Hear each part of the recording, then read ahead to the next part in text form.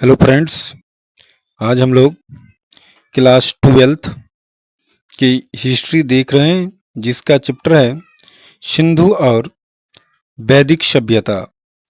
Chapter का नाम हो गया सिंधु और वैदिक सभ्यता। तो महत्वपूर्ण नोट्स देख रहे हैं जो क्लास 12th के लिए काफ़ी इम्पोर्टेंट है और साथ ही जनरल जो कंपटीशन है इसके लिए भी ये सबसे अधिक उपयोगी है। तो चलिए हम शुरू करते हैं। हमारा पॉइंट है सिंधु या हड़प्पा सभ्यता। तो हम पहले पॉइंट को जानेंगे।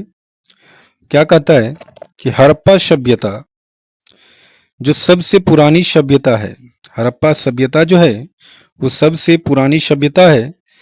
इस सिंधु सभ्यता के लोग जो थे वे भारत के मूल निवासी द्रविड़ों लोग थे, अर्थात हड़प्पा सभ्यता जिसको हम सिंधु सभ्यता के नाम से भी जानते हैं, ये सबसे पुरानी सभ्यता है।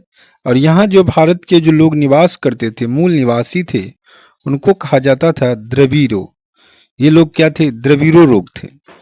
नेक्स्ट पॉइंट कहता है सिंधु सभ्यता के बारे में 1857 में कराची और लाहौर के बीच रेल पटरी बिछाने के दौरान, ध्यान दीजिएगा दोस्तों, कहता है कि सिंधु सभ्यता के दौरान, सभ्यता के बारे में 1857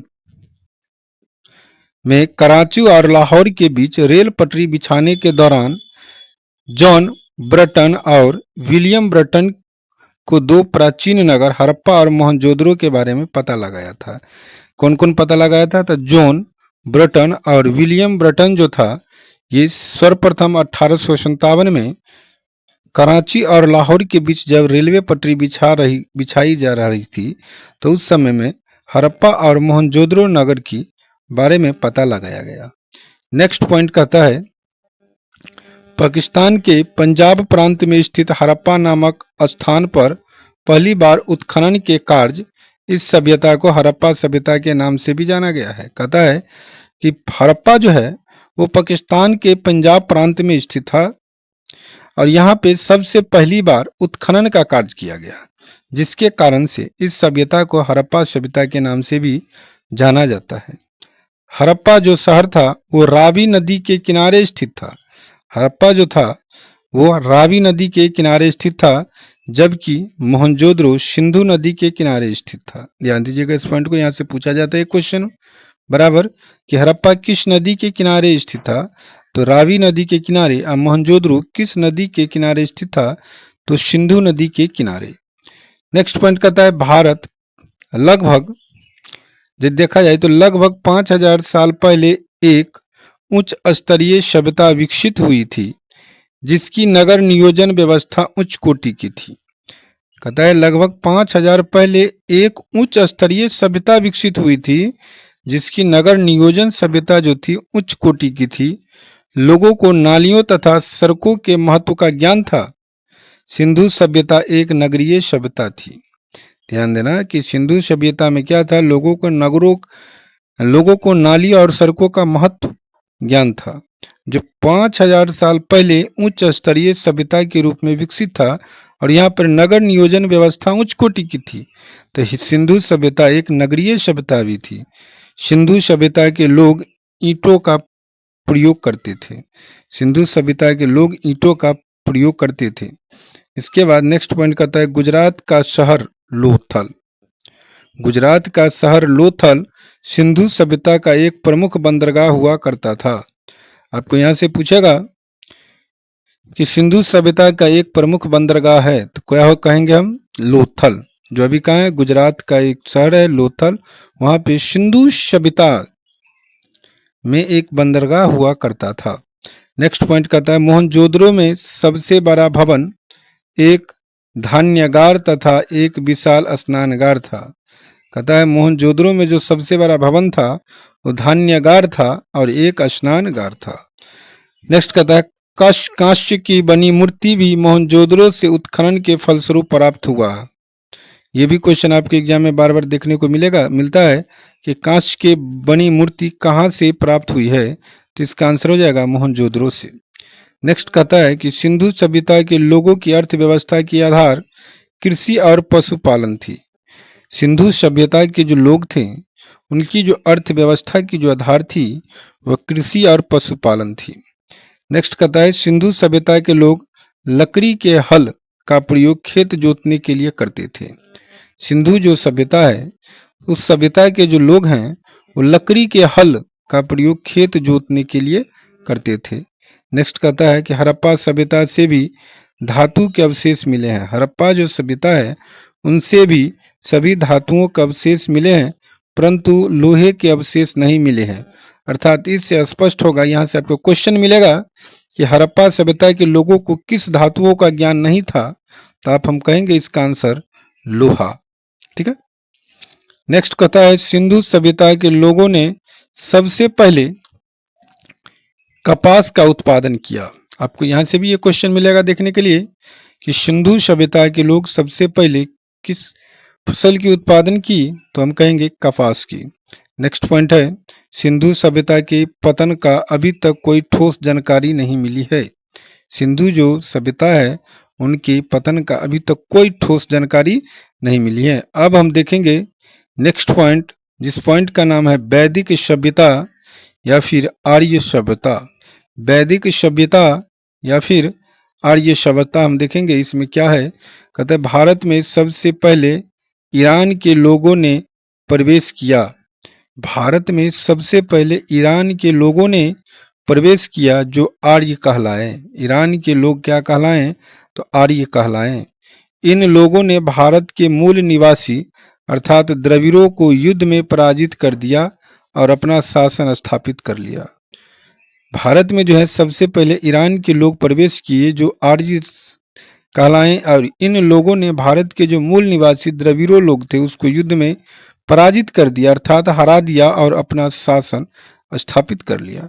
नेक्स्ट कहता है इन लोगों के द्वारा बनाया गया सभ्यता आर्य सभ्यता या वैदिक सभ्यता के नाम से जाना जाता है। जो ईरान के जो लोग सबसे पहले आए थे जिसको हम आर्य जो कहलाएं, यही लोग जो सभ्यता भारत में विकसित किया उसी सभ्यता को कहा जाता है आर्य सभ्यता या वैदिक सभ्यता। नेक्स्ट पॉइंट कहता है आर्य सभ्यता एक ग्रामीण सभ्यता थी। आपको यहाँ से क्वेश्चन देखने के लिए मिलेगा कि आर्य सभ्यता किस प्रकार की सभ्यता थी, तो आर्य सभ्यता एक प्रकार की ग्रामीण सभ्यता थी। नेक्स्ट कहता है वैदिक सभ्यता के लोग लोहे से बने उपकरण का प्रयोग करते थे। वैदिक जो सभ्यता थी अर्थात आर्य सभ्यता, उसके लोग जो थे वे लोहे के बने उपकरण का प्रयोग करते थे। नेक्स्ट कहता है वैदिक सभ्यता में घोड़ों का एक महत्वपूर्ण पशु था। घोड़ा जो था वैदिक सभ्यता में एक महत्वपूर्ण क्या था, पशु था। यहाँ से भी ये क्वेश्चन पूछा जाएगा कि वैदिक सभ्यता का सबसे महत्वपूर्ण पशु कौन था, तो हम कहेंगे घोड़ा। इसके बाद हम नेक्स्ट पॉइंट देखेंगे नेक्स्ट चैप्टर से जो है वो कहता है महाजन पद। हम नेक्स्ट वाली बात कर रहे हैं, महाजन पद काल की हम बात करेंगे। तो कहता है प्राचीन भारत 16 महाजन पदों अर्थात राज्यों में बटा था। अभी जो राज्य है उस समय में महाजन पद था। तो कहता है कि प्राचीन समय में पुराने समय में भारत जो था 16 महाजन पदों में बटा था। ये जानकारी हमें बौद्ध ग्रंथ अर्थात अंगुत्तक निकाय से मिली है। यदि अब कौन कौन से 16 महाजन पद थे उसके बारे में हम देखें तो महाजन पद की बात किया जाए तो सबसे पहला था अंग। अंग जो महाजन पद था जो आधुनिक में वर्तमान बिहार के मुंगेर और भागलपुर जिले में जो है आधुनिक नाम में वो हो गया वर्तमान में जो बिहार हैं उनके मुंगेर और भागलपुर जिले। इसकी जो राजधानी थी वो चंपा थी। कहाँ थी, चंपा अर्थात चंपा नगरी। दूसरा था मगध। बिहार के पटना, गया और शाहाबाद क्षेत्र जो था वो मगध के अंतर्गत था। इसकी जो राजधानी थी गिरिब्रज, राजगिरी, राजगीर, पाटलिपुत्र, वैशाली। ठीक है, ये सब क्या था, राजधानियां थी। जिसमें राजगीर जो राजधानियां थी ये बिंबिसार ने बनाया था। उदयीन जो था वो पाटलिपुत्र जो था, उदयीन जो राजा थे वो पाटलिपुत्र राजधानी बनाई थी। वैशाली जो था शिशुनाग जो था वो वैशाली राजधानी बनाई थी। अकाल शोक जो था वो पुनः वैशाली से पाटलिपुत्र उनका राजधानी बनाया था। तीसरा है वर्जी। वर्जी जो है गंगा के उत्तर में पड़ने वाला क्षेत्र है। इसकी राजधानी विदेह, मिथिला और वैशाली में थे। मल्ला, कहता है उत्तर प्रदेश के देवरिया, बस्ती, गोरखपुर और सिद्धार्थनगर जिले में थे क्षेत्र हैं। इसकी राजधानी जो था कुशीनारा और पावा में था। इसके बाद कहता है काशी, कहता है उत्तर बनारस का जिला जो है वो काशी महाजन पद के अंतर्गत था, जिसकी राजधानी जो थी वाराणसी थे। इसके बाद है कौशला, कौशला जो था उत्तर प्रदेश के फौजाबाद, गोंडा और बहराइच जिले जो था ये कौशला के अंतर्गत था, जिसकी जो राजधानी थी कौशलम्बी थी। इसके बाद है चेदी, चेदी जो था बुंदेलखंड का क्षेत्र के अंतर्गत था, इसकी राजधानी सुक्तिवती थी। इसके बाद कुरु, कुरु जो हरियाणा और दिल्ली के क्षेत्र के अंतर्गत है, इसकी राजधानी इंद्रप्रस्थ था। पंचाल ये जो था रुहेलखंड और पश्चिमी उत्तर प्रदेश का क्षेत्र है, इसकी राजधानी थी अहिछल और कंपली। इसके बाद अगला है सूरसेन, सूरसेन जो थे वर्तमान में ब्रजमंडल के अंतर्गत हैं, इसकी राजधानी मथुरा है। इसके बाद कहता है मत्स्य, राजस्थान के अलवर, भारतपुर और जयपुर क्षेत्र के अंतर्गत मत्स्य के जो थे वो महाजनपद थे, इसकी राजधानी जो था वो विराटनगर अर्थात बैराट थे। इसी तरह से 16 महाजनपद थे। अगला था असमा का, नर्मदा और गोदावरी नदी के बीच का ये क्षेत्र है, इसकी राजधानी पोटन है। गंधार, गंधार जो महाजनपद थे ये आधुनिक में अफगानिस्तान और पाकिस्तान के कुछ क्षेत्र में थे, इसकी राजधानी तक्षशिला था।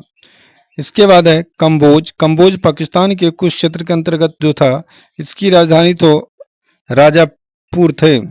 इसके बाद है अवंती, अवंती जो था मालवा के अंतर्गत के क्षेत्र के थे, इसकी राजधानी उज्जैन और महिष्मती थे। इसके बाद हम आगे इसकी यदि बात करें तो इसमें कुछ पॉइंट और है। कहता हाथियों की पहली बार युद्ध में प्रयोग मगध राज्य में किया गया था। यहाँ से इंपोर्टेंट क्वेश्चन है कि किस महाजनपद के अंतर्गत, किस महाजनपद में हाथियों का सबसे पहली बार प्रयोग किया था? आप कहेंगे मगध राज्य में। मगध महाजनपद सभी जनपदों में सबसे शक्तिशाली था, और वो जो 16 महाजनपद आपको मैं अभी बताएं उसमें सबसे शक्तिशाली जो महाजनपद थे वो मगध थे। इसके बाद कहता है मात्र सम्राट अशोक इन 16 महाजनपदों पर कब्जा किया था। एक ही ऐसा एक राजा था अशोक जो इन 16 महाजनपदों पर क्या किया था? कब्जा किया था। तो हम देखेंगे मगध महाजनपद के बारे में डिटेल। तो मगध महाजनपद क्या था? तो देखिए कहता है कि मगध महाजनपद की आरंभिक जानकारी महाभारत से मिलती है। मगध की जो महाजनपद की जो आरंभिक जो जानकारी है वह हमें महाभारत से मिलती है। कहते हैं मगध महाजनपद की सबसे पहली प्राचीन राजधानी गिरिब्रज राजगृह थी, माने गिरिब्रज या राजगृह थी। कहाँ की? मगध की जो महाजनपद थी उसकी सबसे प्राचीन राजधानी। कहता है मगध पर सबसे पहले बिंबिसार ने हर्यक वंश की स्थापना की थी। मगध पे सबसे पहले जो थे बिंबिसार जो हर्यक वंश की क्या की थी? बिंबिसार ने क्या किए थे? हर्यक वंश की स्थापना की थी मगध में। नेक्स्ट क्वेश्चन, नेक्स्ट पॉइंट कहता है इसके बाद किसके बाद? तो बिंबिसार के बाद शिशुनाग जो था वो नाग वंश की स्थापना की मगध में। इसके बाद महाजनपद नंद जो थे नंद वंश की स्थापना की। इसके बाद नंद वंश के जो अंतिम शासक थे घनानंद को चंद्रगुप्त मौर्य, ध्यान दीजिएगा इस पॉइंट को, कहता है नंद वंश के अंतिम शासक घनानंद को चंद्रगुप्त मौर्य ने अपने गुरु चाणक्य की सहायता से युद्ध में पराजित कर चंद्रगुप्त मौर्य ने मौर्य वंश की स्थापना कर दी थी। कहता है कि नंद वंश के जो अंतिम शासक से नंद वंश के वंश के उसके जो घनानंद शासक थे उसको चंद्रगुप्त मौर्य, जिनके गुरु क्या थे? चाणक्य थे, उसकी सहायता से उन्होंने युद्ध में पराजित किया और मगध में चंद्रगुप्त मौर्य ने मौर्य वंश की स्थापना कर दी। बिंबिसार जो थे वो हर्यक वंश के संस्थापक थे। कहता बिंबिसार ने हर्यक वंश की स्थापना किया था और यह बौद्ध धर्म का अनुयायी था। बिंबिसार जो था वो बौद्ध धर्म के क्या थे? अनुयायी थे। इसकी हत्या इसकी पुत्र अजातशत्रु ने कर दी थी। बिंबिसार की जो हत्या थी उनके जो पुत्र अजातशत्रु थे उन्होंने कर दिए। और अजातशत्रु की भी हत्या उनके पुत्र उदयन ने किया। जैसे उन्होंने अपने पिता की हत्या की, उसी तरह उनके पुत्र भी अजातशत्रु की हत्या की। उनका पुत्र का नाम उदयन था। उदयन ने गंगा और सोन नदी के संगम पर पाटलिपुत्र नगर की स्थापना की थी। यहाँ से क्वेश्चन काफी इंपोर्टेंट है। कहता है पाटलिपुत्र नगर की स्थापना किसने की थी? तो उदयन ने की थी। कहाँ की थी? गंगा और सोन नदी के संगम पर। इसके बाद हम देखेंगे नंदवंश। नंदवंश के बाद कहता है महापदनंद नंद वंश का संस्थापक था। नंद वंश के समय मेसोदोनिया के सरदार सिकंदर ने भारत पर आक्रमण किया था। ध्यान देना, यहाँ से ये पूछा जाता है कि सिकंदर किसके समय में भारत पर आक्रमण किया था। तो इसका आंसर हो जाएगा नंद वंश के समय मेसोदोनिया के सरदार जो थे सिकंदर, वो भारत पर आक्रमण किए थे।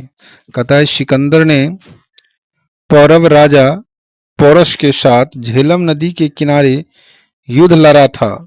कहता है सिकंदर जो थे वो पौरव जो थे राजा पोरस के साथ, पौरव के जो राजा थे पोरस, उसके साथ झेलम नदी के किनारे युद्ध लड़ा था और इसमें सिकंदर ने राजा पोरस को हरा दिया था और यह युद्ध हाइडेस्पिन के युद्ध के नाम से जाना गया। हाइडेस्पिन के युद्ध के नाम से यह युद्ध क्या किया जाने लगा। कहता है नेक्स्ट पॉइंट, सिकंदर की मृत्यु ज्वर अर्थात बुखार से बेबीलोन में हो गई थी। सिकंदर की जो मृत्यु थी वह ज्वर अर्थात बुखार से हो गई थी। किसकी मृत्यु? सिकंदर की मृत्यु। इसके बाद कहता है नंद वंश के अंतिम शासक घनानंद को चंद्रगुप्त मौर्य ने अपने गुरु चाणक्य की सहायता से युद्ध में पराजित कर मगध पर मौर्य वंश की स्थापना की। ये तो हम आपको पहले बता दिए थे, ठीक है। इसके बाद हम देखेंगे मौर्य वंश। मौर्य वंश हम देखेंगे नेक्स्ट वीडियो में। तब तक के लिए जय हिंद।